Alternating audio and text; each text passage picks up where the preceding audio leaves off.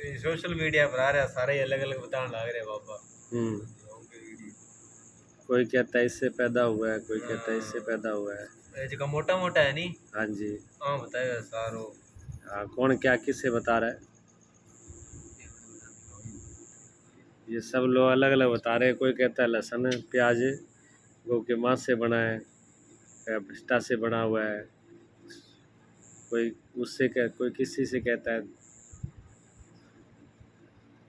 देखो अब वो तो उनका रिसर्च तो वो जाने कैसे क्या है, लेकिन मेरी दृष्टि में तो ऐसा कुछ नहीं है। पहली बात तो परमात्मा ने सृष्टि की जो रचना करी है अलग अलग विभागों से जैसे रचना हुई है, जैसे ब्रह्मा जी ने विष्णु के नाभि कमल से ब्रह्मा जी हुए, ब्रह्मा जी ने फिर आगे मैं तत्व प्रकृति पंच महाभूत फिर इंद्री अहंकार कर्म इंद्रियाँ प्राण ये सारी चीज़ें उत्पन्न हो गई। फिर ये अलग अलग थे, फिर इनका एक संगठन पिंड रूप में तैयार हुआ, एक संगठन पिंड हुआ, उसको हिरण्यगर्भ कहते हैं वो पुरुष।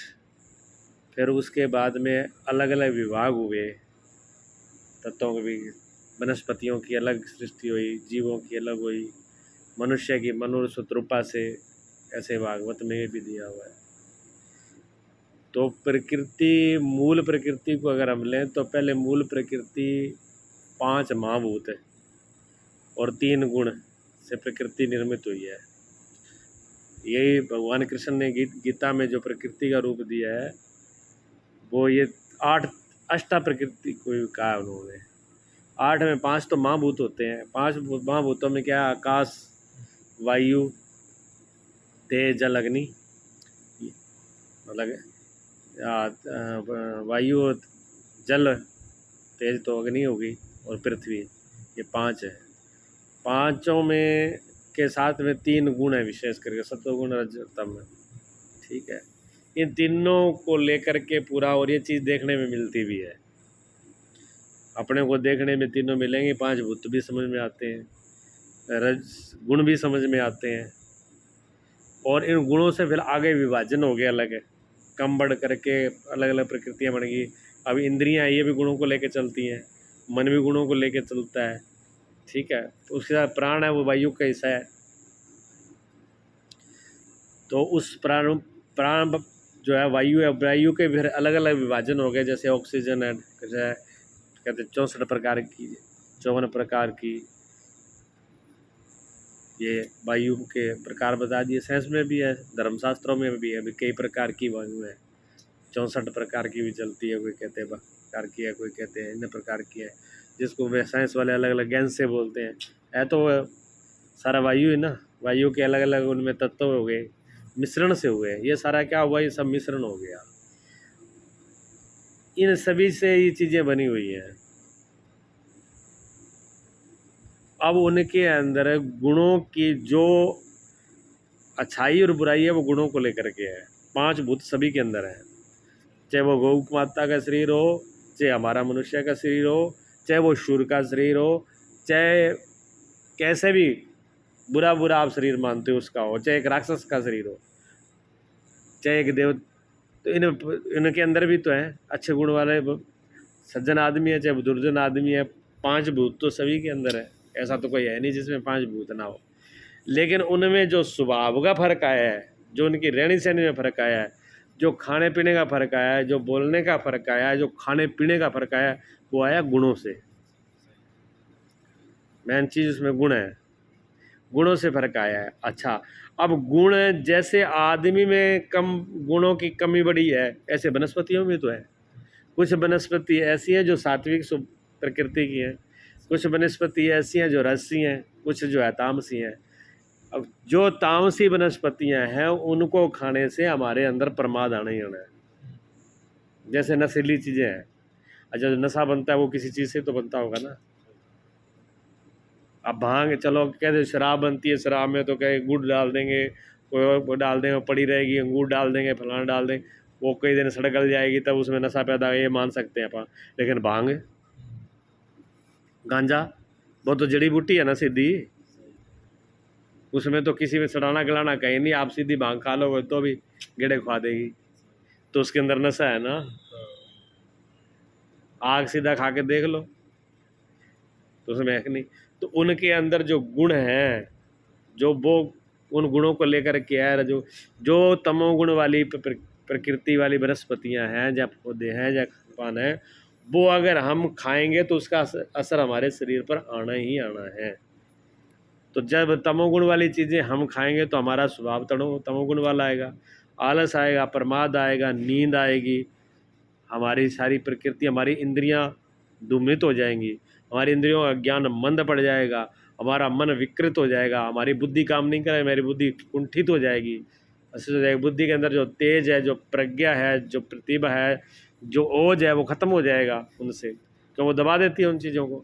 हमारी शरीर का ढांचा इस तरीके से बना हुआ है कि जो हम चीज़ डालते हैं, जो चीज़ हम इसके अंदर डालते हैं, उससे सारी चीज़ का विभाजन हो जाता है। इसके अंदर 8 तो मुख्य रूप से तत्व हैं, मतलब उसी से रस बनना है, उसी रस से खून बनना है, उसी से मांस बनना है, उसी से मज्जा बनना है, उसी से हड्डी बननी है, उसी से वीर्यो ओज बनना है, उसी से मलमूत्र बनना है। मतलब एक जो चीज़ डाल रहे हैं उसी से हमारे अंदर जो ये अष्ट धातु, ये अष्ट धातु भी उसी से तैयार होने हैं, ठीक है। और जो बुद्धि के अंदर ओज है, ताकत है, वो भी बुद्धि को तीक्ष्ण करने वाले भी उसी से बनेगा जो हमने खाया है। जब हम तामसी चीज ऐसी चीज़ें खाएंगे तो वो हमारे शरीर पर असर देंगी। सात्विक है फल, बहुत से ऐसे हल्के फुल्के फल है, लोग कहते हैं जो साधक लोग होते हैं, संत लोग होते हैं, हल्के फुल्के फलों को खाना, हल्के फुल्के पत्तियों को खाना, जिनका शरीर हल्का फुल्का रहे, उनके मन में विकार उत्पन्न ना हो, उनका मन विकृत ना हो, उनकी बुद्धि विकृत ना हो, बुद्धि तीक्ष्ण हो, शांत, मतलब शरीर की पूरी प्रकृति शांत हो जाएगी, उनके भजन ध्यान में वृत्ति को लगाने में उनको कोई दिक्कत ना हो, तो वो ऐसा खान पान करते हैं। अब आदमी को जो मांस और शराब पी रहा है, उस आदमी को कहो कि आप भजन ध्यान करो, तामस दे हो ना भजन, तामस दे से भजन हो नहीं सकता। इसलिए राक्षस प्रवृत्ति का आदमी होगा, वो भजन ध्यान पाठ पूजा कर ही नहीं सकता, लड़ाई कर सकता है, मारकाट कर सकता है, वो कहते जहाँ मार देंगे जहाँ मर जाएंगे, कोई दोनों में एक काम हो जाए, उसकी बुद्धि वही काम करती है। सात्विक बुद्धि वाला ये आदमी नहीं करेगा, उसका गुण जो है वो प्रभावित कर रहा है। तो प्याज और लहसुन की जब बात आती है तो इनमें भी गुणों का भी है तो ये औषधि, ये भी औषधि है, ये भी वनस्पति है, जैसे और पौधे उगे हैं वैसे धरती से वो आ रहे हैं। अब ये उससे पैदा हो कि धरती से पैदा हो रहे हैं, कहते गऊ को, मैं तो गऊ कोई विशेष गऊ का वो सेंटर होना चाहिए ना, जिन लोगों को बताया जा रहा है उन चीज़ों से उनकी उत्पत्ति है, तो वो वैसा बताना भी, दिखाना भी चाहिए। हमारे सामने किसान लोग पैदा कर रहे हैं, ज़मीन में हो रहे हैं बीज, हाँ उसका बीज कहीं से आया होगा, अब बीज कहाँ से आया है, किस जगह से आया है, मांस के अंदर से बीज वो कैसे पैदा हो सकता है। गौ की सृष्टि अलग तरीके से हुई और वनस्पतियों की सृष्टि अलग तरीके से हुई, वही विधाता की मर्जी से हुई। फिर भी कोई उनका विज्ञान रहा है तो वो एक अलग बात है, लेकिन ऐसा देखने में तो आ नहीं रहा, जहाँ उसको प्रैक्टिकल करके दिखाएं भी ये चीज़ ऐसी है। वेद में तो ऐसा कहीं लिखा नहीं है, और 6 शास्त्र, मैंने 6 शास्त्र पढ़े हैं, 6 शास्त्रों में भी ऐसा नहीं लिखा हुआ, इनके बारे में कुछ नहीं दिया हुआ। हाँ ये चीज़ें पुराणों के अंदर है, तो कुछ चीज़ें ऐसी थी ना, उनके लोग मानते नहीं है, आम जनता जो है उनमें इतनी समझ नहीं होती, बुद्धि नहीं होती। जब आम आदमी में इतनी बुद्धि और समझ नहीं होती तो उनको समझाने के लिए क्या करना पड़ता है, जैसे आप अपने बच्चों के साथ करते हो, जो चीज़ आपको बच्चों को नहीं देनी आप क्या करते हो, फिर आपको मालूम है ये वैसे मानेगा नहीं, तो फिर उसको डराते हो आप, उसको हाथ मत लगाना, उसके अंदर अब हाउ है, अब हाउ नाम की कोई चीज़ तो नहीं है, आज तक हाउ किसी ने देखा ही नहीं भाई हाउ क्या चीज़ होती है, लेकिन हाउ का डर बहुत बड़ा है, सिर्फ डरा देना ना ये हाउ है। अब हाउ का कोई संबंध तो है नहीं उससे, लेकिन बच्चा भी डर जाएगा अभी हाउ है, खा जाएगा वो। अब हाउ क्या चीज़ होती है आज तक ये कोई सिद्ध नहीं कर पाए, अब पूछ लो, आज ही पूछ लो अभी हाउ क्या चीज़ होती है हाउ कोई चीज़ है, कोई चीज़ नहीं। तो लेकिन बच्चे के लिए हाउ पैदा कर दिया और वो चीज़ है नहीं, फिर डरा दिया गया। क्यों? कि वो उस काम को न करे, है नहीं, फिर भी डरा दिया गया। तो जो चीज़ें आदमी, साधारण आदमी, जो समझदार आदमी है, उनको अगर ये बोल दिया जाए कि प्याज और लहसुन में तामस गुण होता है, तामसी है, ये आदमी के अंदर तमस पैदा करता है, ये क्रोध करेगा, उत्तेजना पैदा करेगा मन की वृत्ति को बिगाड़ेगा, बुद्धि की वृत्ति को बिगाड़ेगा, हमारी इंद्रियों को दूषित करेगा, शरीर की जो उसको सचना, जो भजन ध्यान करने की जो वृत्ति है उसमें दिक्कत करेगा, समाधि में दिक्कत करेगा। जिन्होंने बहुत ज़्यादा खोज करी है उनकी समाधि में हो सकता है उसका अभिज्ञान हो, तो रहता है, ऐसी बात नहीं। जिन जिन लोगों ने, महापुरुषों ने जिन जिन भोजन का विभाजन किया है, गीता में भगवान ने भी कहा है, आहार जो है 3 प्रकार का है, रजस, तमस और सत्व। भी जो सतोगुणी है उनको सतोगुणी ही आहार पसंद भी आएगा और उनको करना भी चाहिए। कोई व्यक्ति अगर ऊंचाई पे जा रहा हो, पहाड़ी पे चढ़ रहा हो, तो उसको हल्की चीज़ लेनी चाहिए, भारी चीज़ लेके नहीं चलना चाहिए। अच्छा, हज़ारों में कोई एक आदमी 50 किलो वजन लेके पहाड़ पे चढ़ जाए, वो हज़ारों में कोई एक हो सकता है, वो नियम नहीं है, वो नियम के बाहर है। बाकी आम आदमी के लिए तो यही ज़रूरी है कि वो पहाड़ी पर जाए तो बस से बदीजन रखेगा अपने कपड़े, और ज़रूरी एक आधा कपड़ा तो साथ में ले ले। वो उससे कहे कि हम 50 किलो वजन लेकर पहाड़ी पर चढ़ेंगे, नहीं चढ़ पाएगा, हो ही नहीं सकता। गए, हम तो गए अमरनाथ की यात्रा पर गए तो हमने भी नीचे पहले सब सामान रख दिया। कुछ लोग थे जो सामान ज़्यादा भी लेके जा रहे थे, उनकी क्षमता थी, वो बहुत कम लोग थे, वो नियम में नहीं आता। नियम में क्या आता है कि ऊपर अगर आपको चढ़ना हो तो आप सामान कम से कम लीजिए, भार कम से कम करिए। तो जो भजन की साधना की जो है परमात्मा की जो का रास्ता है वो ऊपर का है, नीचे का नहीं है। वो ऊपर चढ़ना होता है, हमारे विचार ऊंचे हों। ऊंचे का मतलब ये नहीं कि हम उड़ के आकाश में चले जाएंगे। लोग ये सोचते हैं, बैकुंठ का नाम ले लेते, कोई परलोक का नाम लेते, वो सोचते हैं कि वो यहाँ से कहीं ऊपर ही चले जाएंगे। ऊपर का ये मतलब नहीं, ऊपर का मतलब होता है हमारे की जो अंदर की हमारी जो चेतना, जो हमारी सोच है, हमारी चेतना है, हमारे विचार वो उच्च हो जाते हैं, हमारे नीचे लेवल के नहीं रहते। हम कह देते हैं ये फलाना आदमी बड़े ऊंचे विचार का है। ऊंचे विचार का मतलब उसके विचार आकाश में रहते हैं ऐसा तो नहीं है। ऊंचे विचार का मतलब होता है श्रेष्ठ, अच्छे, बढ़िया, सुगुण, शुभ, आनंद वाले, जो आनंद की स्थिति में रहने वाले, जो दुख और कष्टों और छोटी सोच नहीं है उसकी सोच बड़ी है। तो सोच से हमारी चेतना बढ़ती है, चेतना का लेवल ऊंचा होता है। अभी आदमी का चेतना का लेवल क्या है? पशुता का है। अगर थर्मामीटर लगाया जाए इन पे, तो अभी आदमी का लेवल चेतना का पशुओं का है। आदमी पशुओं जैसी बुद्धि है, पशुओं जैसे खाना, पशुओं जैसे भोग करना, पशुओं जैसे, इतने तो पशु भी किसी पशु के पीछे नहीं भागता होगा जैसे आदमी भाग रहा है एक दूसरे के पीछे। इतना पशु हिंसा नहीं करता। पशु का अगर शेर भी है ना, शेर को भूख लगती है तभी शिकार करता है, और वो एक जानवर मार के खा लेगा, फिर वो पूरे दिन सोता रहेगा, 24 घंटे सोता ही रहेगा, उठेगा ही नहीं, किसी जानवर को मारेगा नहीं वो। और आदमी हिंसक हो जाता है, वो एक से उसकी पेट भरता ही नहीं, वो एक को मारेगा, 4 को मारेगा। खाने के लिए आदमी को कितना चाहिए, विचार करो आप। जितना खाने के लिए, पहनने के लिए चाहिए उतना घर में प्राप्त है। लोगों के घर करोड़ों रुपए बैंक में पड़े हैं, करोड़ों रुपए घरे बोरियों में भरे पड़े हैं, तो ये आए तौबा कर रहे हैं, तब भी गरीब का को हक छीन लेंगे। तभी गरीब का अगर हक होगा तो उसको भी करेंगे, भी इसका भी मार लें हम, इसकी भी ज़मीन दबा लें, इसके भी पैसे दबा लें, इसको भी फ्री खिला लें। गरीब आदमी रोटी के लिए दिहाड़ी जाता है, मजदूरी करने जाता है। अमीर आदमी यहाँ, अमीर आदमी पास करोड़ों रुपए होते हैं, पर उसको मजदूरी देने में दर्द होता है। 8 घंटा आदमी मेहनत करता है, फिर भी उसको दर्द होता है, पीड़ा भी, वो इतना पैसे क्यों लेके जा रहा है, और उसने कितनी उसमें मेहनत करी है। आदमी का पेट नहीं भर रहा है, आदमी की वृत्ति जो है वो बड़ी है, वो ये इसको पशु वृत्ति कहते हैं, यह पशु वृत्ति। तो पशु वृत्ति जिसके अंदर है वो वैसा ही फिर उसका खाना पीना रहनी सहनी हो, वो तो और दिक्कत करेगी ना। तो महापुरुषों ने आदमियों को जो समझदार थे वो तो मान गए, उन चीज़ों को समझ गए भी ये चीज़ें इनके अंदर, प्याज और लहसुन के अंदर तमोगुण है, रजोगुण विशेषता, तमोगुण विशेषता ही आदमी की वृत्ति, आदमी का लेवल गिराता है, पशु लेवल पर लेके आता है।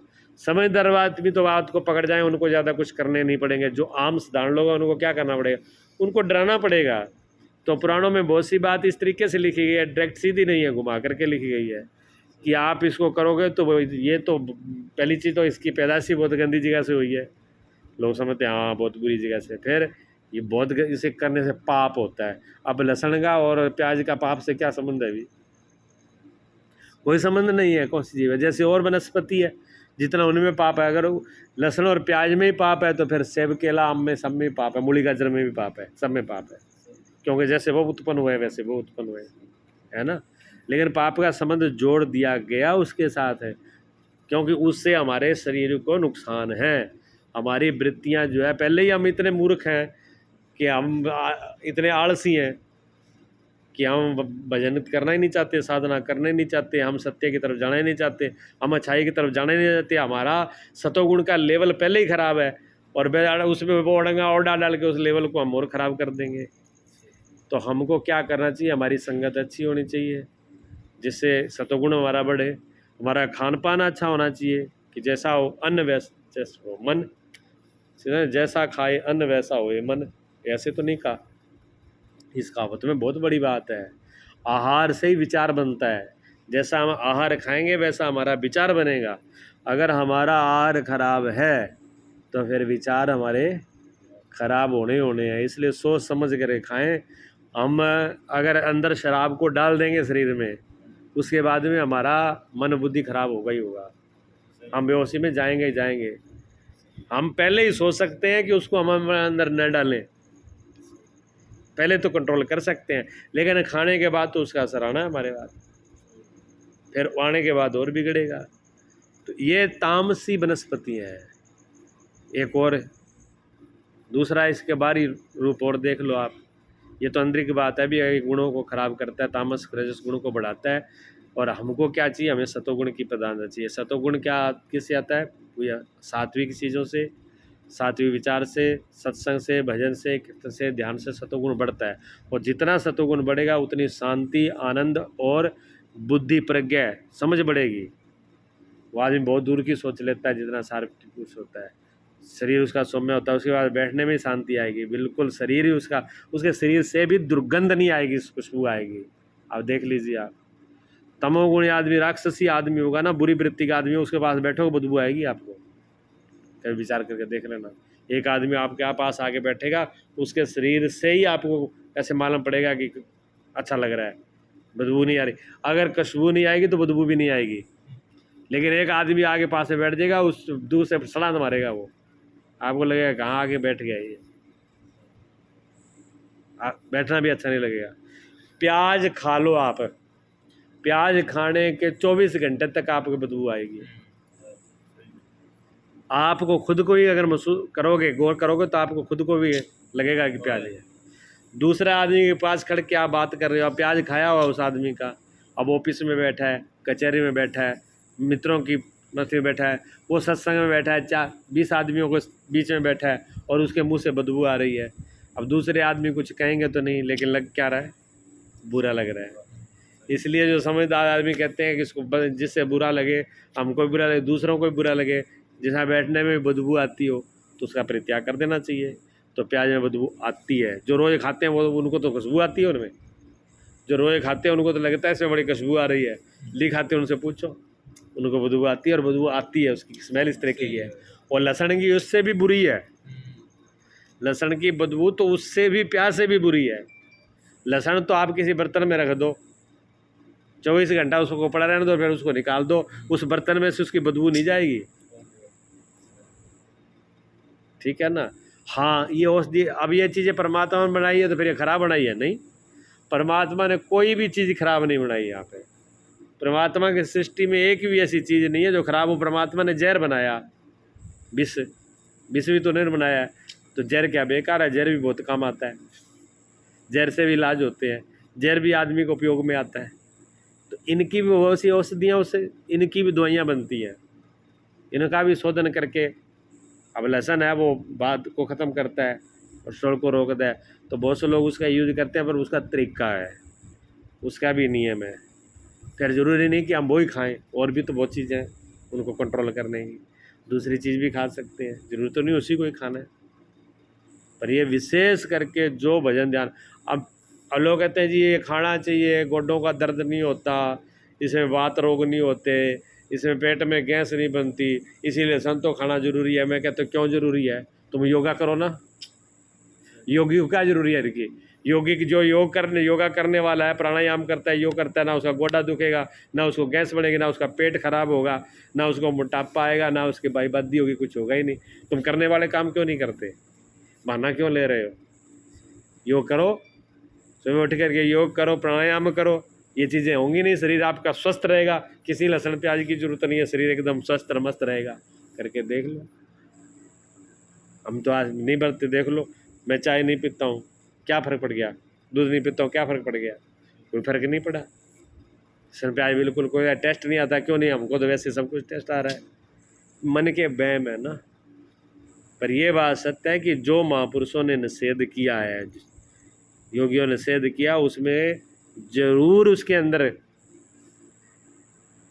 है उस चीज़ का रस, कोई ना कोई बात उसके अंदर जरूर है। हम समझे ना समझे, ये हमारी कमी है।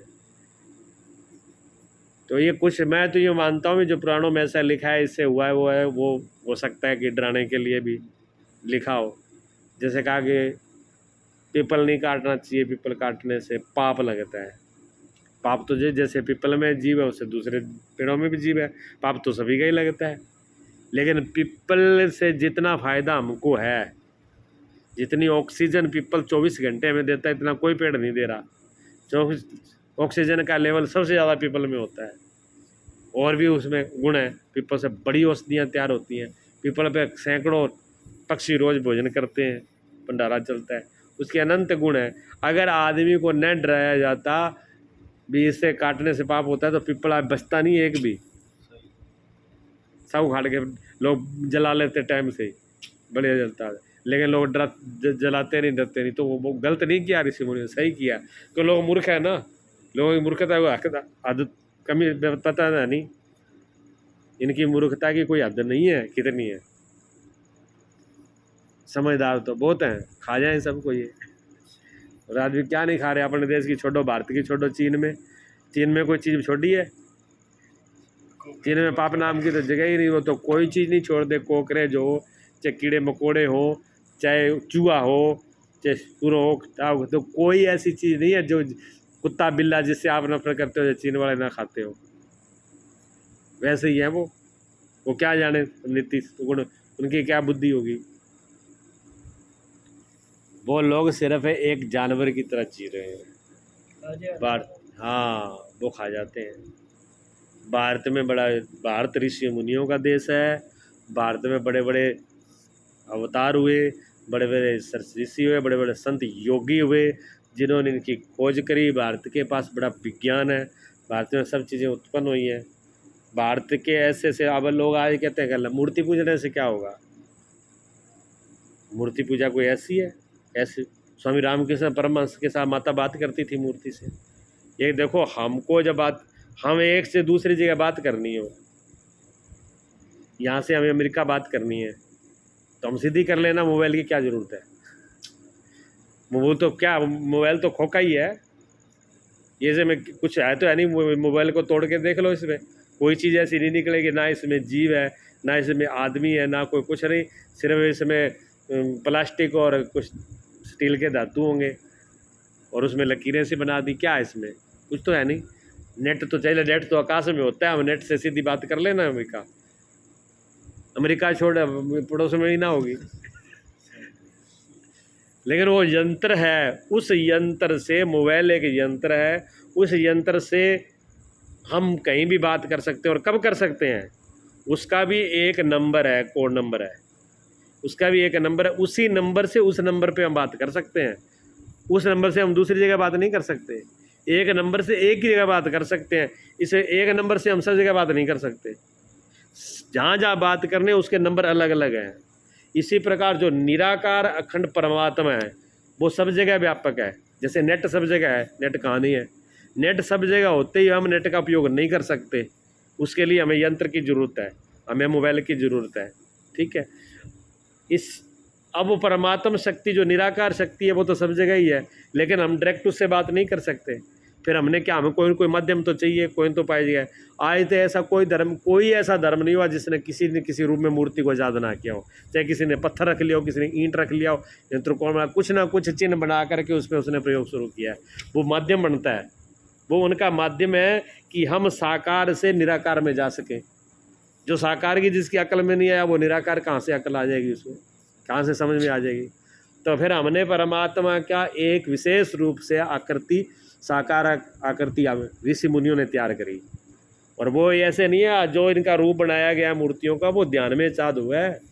जब ध्यान लगाए, तीसरा नेत्र उनका खुला है, और तीसरे नेत्र में जब उन्होंने उस चीज़ के दर्शन किए हैं, तब वो रूप समझ में आया। मैं यहाँ से मुझे ले गए जाम्बेसर, अपने मुकाम ले गए, विष्णोई मिलने वाले हैं कुछ हमारे, एक आरडी प्रधान जी है, वो आप जानते होंगे सीतों वालों को, जी सुरक्षा के जो प्रधान है सीतों के, वो हमारे साथ थे। हम यहीं से गए थे, गाड़ी उनकी साथ थी। तो हम वहीं सोए ऊपर जा करके, दोरा पर ऊपर समाधि वाले ऊपर जगह उन्होंने तपस्या करी महाराज जामेश्वर जी ने, जहाँ रहे के उनके कुंड हवन यज्ञ चलता है, बहुत अच्छी बढ़िया। जहाँ जहाँ महापुरुष रहे हैं वो जगह बड़ी पवित्र होती है, बड़ी ऊर्जावान होती है, बड़ी शक्तियाँ होती हैं। जहाँ जहाँ तपस्या की है उनका वो लेवल इतना मजबूत होता है। हम रात वहीं सोए, जैसे रात सोए तो मुझे उनके दर्शन हुए। जैसे वो पूरी गौएँ, जैसी गौएँ थी, उनके साथ गौओं के साथ कुत्ता भी था, खरगोश भी थे, हिरण भी थे, शेर भी थे, उन्हीं के हाथ में था। उन जामेश्वर जी का स्वरूप है। मैं पूरा और सुबह में बिल्कुल मुझे ऐसे एकदम स्पष्ट रूप से वो दिखा। मैंने सुबह ये सब लोग जगह बैठे, हमारी बात हुई। मैंने कहा प्रधान जी, मैंने कहा जो ये जाम्बेश्वर जी का फ़ोटो लगा है ना, ये फ़ोटो गलत है। जाम्बेश्वर जी ऐसे थे ही नहीं। मैंने रात मुझे दर्शन हुए हैं, पेंट्रो में बता दूं कैसे थे वो। ये जाम्बेश्वर जी की फ़ोटो नहीं है, ये बाद में कल्पना से बनाई गई है। ये सही फ़ोटो नहीं है, उनका सही रूप हमको दर्शन हुआ है, मैं बता दूंगा कैसा है। तो उन्होंने इस बात को माना। उन्होंने कहा बिल्कुल ठीक है जी, बहुत बाद में, तब तो फ़ोटो होती नहीं थी, तब कोई फोटोग्राफर भी नहीं था, ये तो अब हुए हैं, बाद में मूर्ति बनाई गई है, लेकिन ऐसा उनका रूप नहीं था। मैंने कहा मैंने देखा है उनका, रात मैंने उनके दर्शन किए, उनका बड़ा सुंदर रूप है, इससे इन मूर्ति से बड़ा सुंदर है। कम से कम 6 फुट से तो लंबा ज़्यादा कद है उनका, पूरी उनकी बॉडी है उनकी तगड़े जवान, और ये इतना मोटा उनके पास लट्ठा है, और पूरे बड़ी सुंदर सुंदर गौएं उनके पास, सब चीज़ें एक साथ चल रही हैं। ये चीज़ें क्या होती है, जो जोगी लोग थे जिन्होंने ध्यान किया गहरे में, जिनका तीसरा नेत्र खुल चुका था, उनको ध्यान के अंदर कुछ आकृतियाँ दिखाई दी विशेष रूप से। उन आकृतियों के से फिर वो उनकी रचना करी। उन्होंने तो किताबों में लिख दिया भगवान विष्णु का ऐसा रूप है, चतुर्भुज रूप है, हाथ में शंख है, वो है, वो प्रतीक सब लिख दिए उन्होंने। बाद में पेंटरों ने उन प्रतीकों को पढ़ के पेंटरों ने वैसी रचना कर दी, ठीक है ना। लेकिन जो योगी पुरुष हैं उन्होंने वो ध्यान में किया और फिर वैसी आकृति बनाई। और एक बात आप ध्यान रखना, जैसी आकृति हो, जिस आकृति पे आप ध्यान करोगे वैसे ही अंदर आपके विचार आने शुरू हो जाएंगे। आप एक सुंदर स्त्री की फ़ोटो देखो, आपके अंदर कैसे विचार आते हैं। आप एक फूल को देखना, आपके अंदर कैसे विचार आते हैं। आप एक किसी देवता की फ़ोटो देखना, आपके अंदर कैसे विचार आते हैं। आप भगवान की तस्वीर को देखना, आपके अंदर भी कुछ बढ़ना शुरू हो जाएगा। आप कुछ नहीं, सीधे उल्टे सीधे लिख के मारिए, उस पर ध्यान करना, आपका दिमाग खराब हो जाएगा। क्या है ये कोई ध्यान लगाने की चीज़ है। लेकिन आप सिर्फ ओम लिख लेना, और ओम लिख के उसको देखना, आपका मन शांत होने लगेगा। जिस चीज़ को हम देखते हैं उसका डायरेक्ट हमारे अंतःकरण पर, हमारे हृदय पर, हमारी वृत्ति पर सीधा प्रभाव जाता है। तो जैसे ये मूर्तियाँ किन्होंने बनाई, बड़े ध्यान में वो याद हुई हैं, ध्यान में फिर वो आकृति बना करके वो तैयार करी। उन फोटो के ऊपर हम अगर अब ध्यान करते हैं हमें, तो उन पे ध्यान करने से भी हमारा मन बुद्धि एकाग्र होने लगेगा, हमारे अंदर भी कुछ घटित होने लगेगा, हमारी अंदर की दशा बदलने लगेगी। और उसके साथ अगर हमारा तीसरा नेत्र भी जागृत है, अगर तीसरा नेत्र जागृत है, और वो तीसरा नेत्र जागृत हो जाएगा पूर्ण रूप से, और फिर हम मूर्ति के साथ में उस तीसरे नेत्र को लगा करके, तीसरे नेत्र के ऊपर यहाँ दोनों आँखों के बीच में है, जब यहाँ बिल्कुल ये खुल जाए और प्रकाश शुरू हो जाए, कुछ दिन ध्यान करो, यहाँ पर प्रकाश होना शुरू हो जाएगा। करके देख लो, नहीं है तो करके देख लो, सिर्फ सुनो नहीं, करके भी देखो इन चीज़ों को। लगातार यहाँ ध्यान करो, यहाँ प्रकाश होना शुरू हो जाएगा। पहले तो काला काला लगेगा, अंधकार सा लगेगा, लेकिन होने लगेगा। जब होने लगे, जिनको पूरा रूप से खुल जाए, फिर वो उस प्रकाश को मूर्ति के मत्थे के ऊपर केंद्रित कर दे। वहाँ से फिर आप जो मांगोगे उत्तर उत्तर आएगा, आपको आवाज़ आएगी, मूर्ति से आपकी बात होने लगेगी। ऐसे बहुत से आज भी मेरे को निरे साधक मिले हैं। ऐसे मेरे को बहुत साधक घरों में, यहाँ ये नहीं भी योगी, मैं ये नहीं करा जो यज्ञ में बैठे योगी, उनको मैंने घरों में बैठी ऐसी सी माताएं देखी बोली, जो मूर्ति से बात करती हैं और जवाब आता है बता देती हैं, और वैसा होता है। ऐसे मुझे बहुत लोग मिले हैं जिनसे बात होती है, लेकिन वो अंदर से जब खुल जाती है वो, तो वो एक मूर्ति एक माध्यम था। मूर्ति से जब वो हमारी बात माध्यम से जब हम वो द्वार खुल जाता है, खिड़की खुल जाती है, तो उस मूर्ति के अंदर से खिड़की खुलती है आगे निराकार की। निराकार में प्रवेश करने का रास्ता खुलता है। जैसे हम किसी महल के अंदर हैं और महल के अंदर हम बंद हैं, तो हमको बाहर का कुछ नहीं दिखाई रहा, फिर उसमें एक छोटी सी खिड़की हो और कोई हमसे कहे देखो खिड़की से देखो कितना बड़ा आकाश दिख रहा है, फिर उसमें एक आदमी कहे हो तेरा दिमाग खराब है, इतनी की तो खिड़की रोका है, इतनी सी खिड़की है, उसमें पूरा आकाश तेरा बाप का सिर दिखेगा। अब जिसने नहीं देखा वो ये तो बोलेगा, लेकिन अगर वो खिड़की पर जा करके देख लेगा तो वो भी बाहर पूरा आकाश वो देख सकता है ना। तो मूर्ति एक साकार रूप है, एक माध्यम है, जो निराकार को उस विराट के साथ मिलने का, जिसमें हम प्रवेश करें, वो रास्ता है। ये बनाया गया था। ऊपर से किसी बात का खंडन करना अलग होता है। बड़े बड़े महापुरुषों ने जो बना ये साधन याद किए हैं, महल की तरह याद किया है, इन तो हर चीज़ में ऐसा है। तो लहसुन प्याज मेरी दृष्टि में तो गुणों को लेकर के, जो हमारे गुणों की हमारी वृत्ति को खराब करें, निषेध किया नहीं खाना चाहिए। किसी को विशेष रूप से कोई है, डॉक्टर ने बताया है, तो ऐसी कोई बात नहीं है, जो पाप है जैसी कोई बात नहीं है उसमें। लेकिन शरीर की प्रकृति तो अच्छा, एक दृष्टि से अगर पाप मानो, अगर उसकी वृत्ति खराब हो जाए, वो भजन ध्यान उसका छूट जाए, भजन नहीं कर पाए, अच्छे शुभ कर्म नहीं कर पाए, तो वो एक पापी हो गया। और क्या हो गया? एक आदमी अच्छा काम करने जा रहा है और कोई उस से काम करते आदमी को रोक दे, तो रोकने वाला वो पाप का ही तो अधिकारी हुआ। और क्या है? तो इस दृष्टि से वो पापी है। वैसे क्या पाप है? क्या गलत है?